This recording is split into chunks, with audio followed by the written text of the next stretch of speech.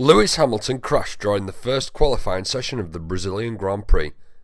He didn't manage to complete a timed lap in the session before damaging his car, and after gaining permission to race, he had to start from the pit lane. He finished in 4th position after an admirable fight through the pack. But could he have won the race if he had not made the mistake? I was quick enough to win the race from pole to first to the flag. An incident on the first lap helped him close the gap due to a safety car, and from there he fought his way forward. Commentators commented on his pace with a time of 1:11.845, setting a new fastest lap of the race. It seemed to be forgotten that due to his qualifying mishap, he had new tyres to use. Plus he also went with the reverse strategy, using the super softs during the latter of his 2-stint race. Vettel, Bottas and Räikkönen all lapped reasonably consistently with each other, but Lance Stroll, whose lap times were over a second down pretty much every lap, once switched on to a new set of super softs, managed to put in a lap time of 1:11.862, less than 200 slower than the current world champion's fastest lap.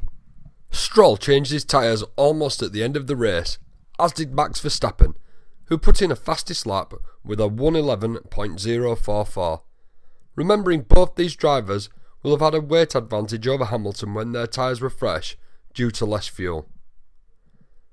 Verstappen had been unable to keep pace with the leading cars until this point though, and with the Renault engines restricted for reliability reasons, we can only assume that Bottas and the two Ferraris could have possibly put in faster lap times given the extra tyre change opportunity.